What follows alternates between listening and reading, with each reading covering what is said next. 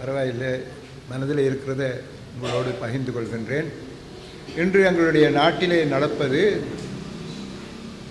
பெரும்பான்மையோரின் சர்வாதிகாரம்.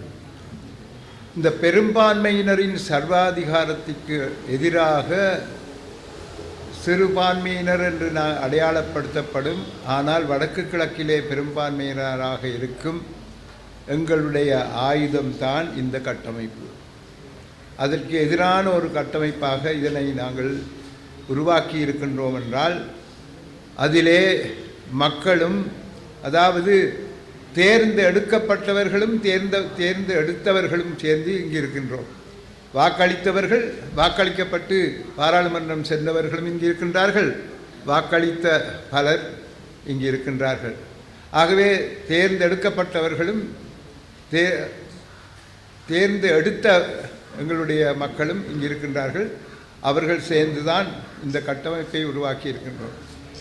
இதனுடைய அவசியம் எவருக்கும் நான் கூற வேண்டிய அவசியம் இல்லை, உங்கள் எல்லோருக்குமே தெரியும். தமிழ் மக்கள் ஒரு அலகு. சட்டத்தின்படி CCPR covenant on civil and political rights என்ற சர்வதேச உடன்பாட்டின்படி, அதனுடைய முதலாவது ஆர்டிக்கல், முதலாவது பிரிவின்படி, உறுப்புரையின்படி,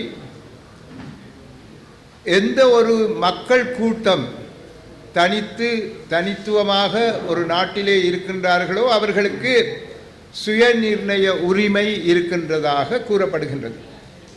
அந்த விதத்திலே சகல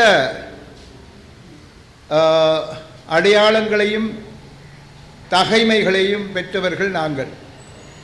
அந்த தகைமைகளை பெற்றதால் நாங்கள் தனியொரு இனமாக, தனியொரு அலகாக, நாங்கள் சுயநிர்ணய உரிமையை பெற்றவர்களாக சட்டப்படி கணிக்கப்பட்டிருக்கின்றோம். பட்டிருக்கலாம் சட்டப்படி. ஆகவே அந்த நிலையிலே எங்களுக்கு சுயநிர்ணய உரிமை உண்டு. சர்வதேச சட்டத்தின்படி சுயநிர்ணய உரிமை இருக்கின்றது. ஆகவே எங்களுக்கு இந்த 13வது திருத்தச் சட்டம் செல்லுபடியாகாது, சரிவராது. ஏனென்றால் பெரும்பான்மையினரின் அந்த சர்வாதிகாரத்தை ஏற்படுத்தக்கூடிய ஒரு ஒற்றையாட்சியின் கீழ் கொண்டு வரப்பட்டதுதான் இந்த 13வது திருத்தச் சட்டம். அந்த நேரத்திலே அது தேவையாக இருந்தது, அதை செய்தார்கள் 2 நாடுகளும் சேர்ந்து. அதை பற்றி நாங்கள் ஒன்றும் குறிப்பிட வரவில்லை. ஆனால் வருங்காலத்திலே தமிழ் மக்களுடைய பிரச்சனைகளை நாங்கள் நிரந்தரமாக தீர்க்க வேண்டும் என்று சொன்னால் 13வது திருத்தச் சட்டத்தின் கீழ் அதனை பெற முடியாது.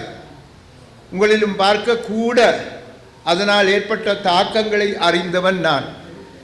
உதாரணத்துக்கு, வன்னியிலே ஒரு காணியை 200 ஏக்கர் காணியை எடுத்து மத்திய கிழக்கிலே இருந்த ஒரு சர்வதேச ஒரு கம்பெனியை அழைத்து அவர்களுக்கூடாக வெளிநாடுகளுக்கு அனுப்பக்கூடிய, அதாவது பழங்களையும் மரக்கறிகளையும் அனுப்பக்கூடிய ஒரு ப்ரொஜெக்டை, ஒரு செயல் திட்டத்தை நாங்கள் தொடக்கியிருந்தோம். எல்லா விதத்திலும் அது வெற்றி அளித்தது. அதாவது அது சம்பந்தமாக அவர்கள் நிலம் நன்றாக இருக்கின்றது, அது அந்த நீர் நன்றாக இருக்கின்றது, சூழல் நன்றாக இருக்கின்றது, போக்குவரத்து சரியாக இருக்கின்றது என்று எல்லா விதத்திலும் அது நன்றாக இருக்கின்றது என்று மிக சந்தோஷமாக அவர்கள் இந்த செயல் திட்டத்தை தொடக்குவதாக கூறியிருந்தார்கள். கடைசியாக நாங்கள் எடுக்க வேண்டிய ஒரு கையெழுத்து தான், எல்லோரிடமும் கையெழுத்து வேண்டி கடைசியாக எடுக்க வேண்டியது மத்திய அரசாங்கத்தினுடைய காணி ஆணையாளரிடம். காணி ஆணையாளருடன் சென்றவுடன் அவர் அதற்கு கையெழுத்திட மறுத்தார். ஏதோ இல்லாத பொல்லாத காரணங்களை கூறி மறுத்தார்.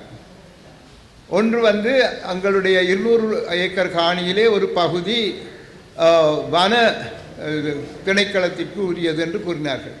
அது உண்மையிலே அப்படி இல்லை. 1983ஆம் ஆண்டிலே வரைந்தெடுக்கப்பட்ட அந்த வரைபடத்தின்படி இது அதற்கு வெளியே இருந்தது. அதை சுட்டிக்காட்டியதுடன் அவர்கள் 2007 நாங்கள் புதிய ஒரு வரைபடம் தயாரித்திருக்கின்றோம் என்றார்கள். நீங்கள் எப்படி புதிய வரைபடம் 2007 தயாரிப்பது? அந்த காலகட்டத்திலே போர் நடந்து கொண்டிருந்தது என்று கூறினோம். அதற்கு அவர்கள் கூகுள் ஊடாக நாங்கள் படம் கீறினோம் என்று சொன்னார்கள். சட்டப்படி அவ்வாறு கூகுள் ஊடாக வரைபடங்கள் தயாரித்து செய்யக்கூடிய சட்டம் இன்னும் வரவில்லை. ஆகவே இதையெல்லாம் சுட்டிக்காட்டியும் அவர்கள் அதற்கு கையெழுத்து விடவில்லை. கடைசியாக நாங்கள் எங்களுக்கு நன்மை தரக்கூடிய ஒரு செயல் திட்டத்திலே இறங்குவதை மத்திய அரசாங்கம் எவ்வாறு முறியடித்தது, தடை செய்தது, இல்லாமல் பண்ணியது என்பதை உங்களுக்கு எடுத்துக்காட்டத்தான் இந்த உதாரணத்தை தருகின்றேன்.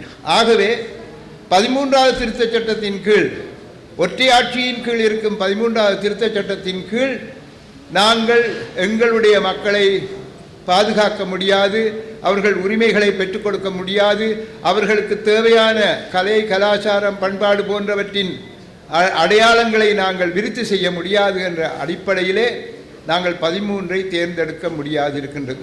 பின்னே நீங்கள் 13 பற்றி சில காலங்களுக்கு முன்னர் கூறினீர்கள் என்று கேட்டீர்களானால், தற்காலிகமாக எங்களுக்கு வரக்கூடிய ஒரு நிரந்தர தீர்வுக்கு முதல் மக்களுக்கு அவர்களுக்கு சில அதிகாரங்களை பெற்றுக் கொடுக்க வேண்டும் என்பதற்காக நாங்கள் அதை பற்றி கூறியிருந்தோம்.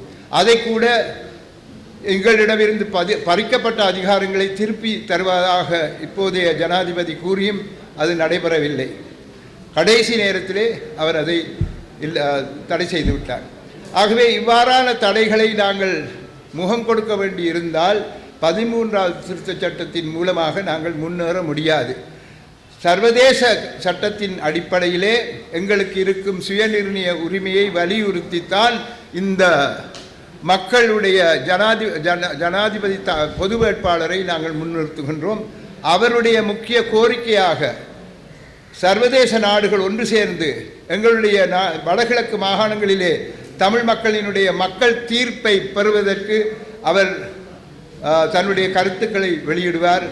இதைவிட எங்களுக்கு நடந்திருக்கும் அந்த அநியாயங்களை பற்றி, நாங்கள் பட்டிருக்கும் பாடுகளை பற்றி ஓரளவு அவர் சிங்கள மக்களுக்கு எடுத்து கூறுவார்.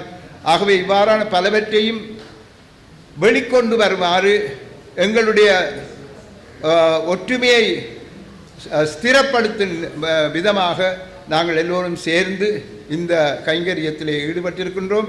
அது கட்டாயமாக எங்களுக்கு நல்லதையே தரும் என்ற நம்பிக்கையோடு இதிலே இன்று நீங்கள் கையெழுத்திட்டதற்காக எல்லோரையும் பாராட்டி உங்களிடமிருந்து விடைபெறுகின்றேன். நன்றி, வணக்கம்.